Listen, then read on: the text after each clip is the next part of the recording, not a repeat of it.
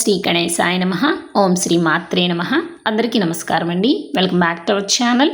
ఈరోజు ఈ వీడియోలో 2026 సంవత్సరంలో నిజ జ్యేష్ఠ మాసంలో అనగా జూలై నెలలో సంకష్టహర చతుర్థి వ్రతాన్ని ఎప్పుడు ఏ తేదీన జరుపుకోవాలి, జూలై 3వ తేదీన లేదా జూలై 4వ తేదీన, చవితి తిథి ఎప్పటి నుండి ఎప్పటి వరకు ఉంటుంది, స్వామివారికి పూజ ఏ సమయంలో చేసుకోవాలి, ముడుపు ఏ సమయంలో కట్టుకోవాలి, అలాగే ఈ నెల స్వామివారి నామము మరియు పీఠం పేరేమిటి, చంద్రోదయ సమయం ఎప్పుడు, అలాగే ఈ వ్రతాన్ని కొత్తగా ప్రారంభం చేసేవారు ఈ మాసంలో ప్రారంభం చేయవచ్చా, ఇలాంటి మరెన్నో విషయాల గురించి ఈ వీడియోలో అయితే క్లియర్గా తెలుసుకుందామండి. వీడియోని మీరు ఎక్కడా కూడా స్కిప్ చేయకుండా మొదటి నుంచి చివరి వరకు అయితే చూడండి.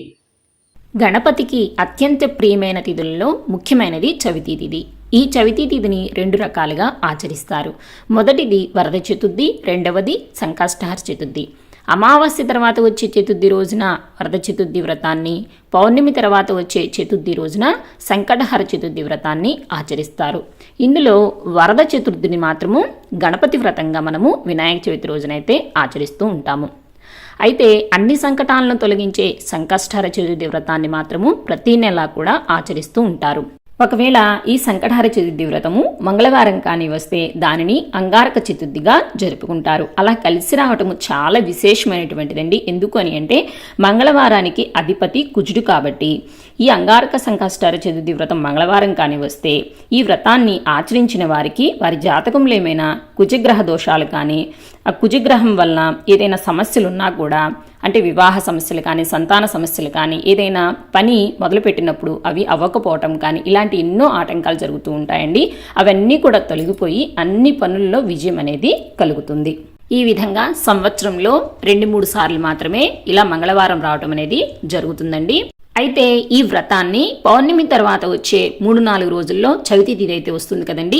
ఆ రోజున ప్రదోష సమయానికి చవితి తిథి ఏ రోజునైతే ఉంటుందో ఆ రోజునే మనము సంకటహర చతుర్థి వ్రతాన్ని అయితే జరుపుకోవాలి. మరి ఈ వ్రతాన్ని ఎన్ని రోజులు ఆచరించాలి అని అంటే 3, 5, 11 లేదా 21 నెలల పాటు ఆచరిస్తే మంచి శుభ ఫలితాలు అనేవి కలుగుతాయి. మరి ఈ వ్రతాన్ని ఏ రోజున ప్రారంభించాలి అని అంటే బహుళ చవితి నాడు ప్రారంభించాలండి.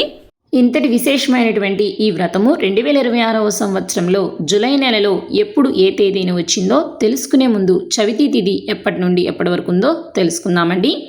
2026 సంవత్సరంలో సంకష్టహర చతుర్థి వ్రతము స్వస్తి శ్రీ చాంద్రమాన శ్రీ పరాభవనామ సంవత్సరం ఉత్తరాయణం గ్రీష్మ ఋతువు నిజ జ్యేష్ఠ మాసం బహుళపక్షం చవితి తిథి ప్రారంభం జూలై 3వ తేదీ శుక్రవారం ఉదయం 9:02 ప్రారంభమై జూలై 4వ తేదీ శనివారం ఉదయము 9:45 వరకు చవితి తిథి ఉంటుంది.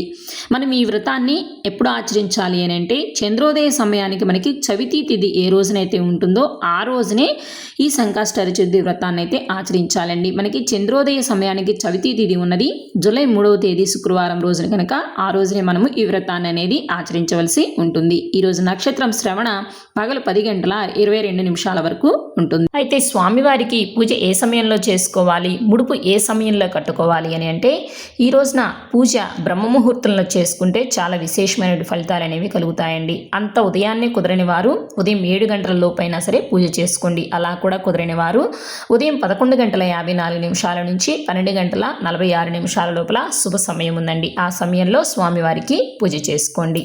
ఈ వ్రతాన్ని ఆచరించేవారు స్వామివారిని ఒక్కొక్క నెలలో ఒక్కొక్క నామం పేరుతోటి అలాగే పీఠం పేరుతోటి పూజించుకోవాల్సి ఉంటుంది.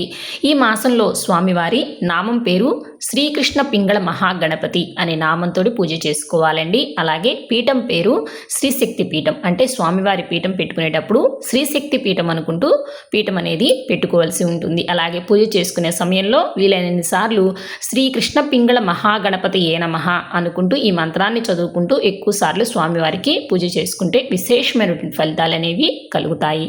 చంద్రోదయ సమయము రాత్రి 9:30 కండి. ఈ చంద్రోదయ సమయం అనేది ప్రాంతాన్ని బట్టి మారుతూ ఉంటుందండి. కాబట్టి మీరు ఏ ప్రాంతంలో ఉంటారనేది నాకు కామెంట్స్లో తెలియచేయండి. మీకు చంద్రోదయ సమయం అనేది తెలియచేస్తాను. అయితే ఈ వ్రతం చేసుకునేవారు వ్రతం పూర్తయిన తర్వాత తప్పనిసరిగా సంకష్టహర చతుర్థి వ్రత కథనైతే చదువుకోవాలండి.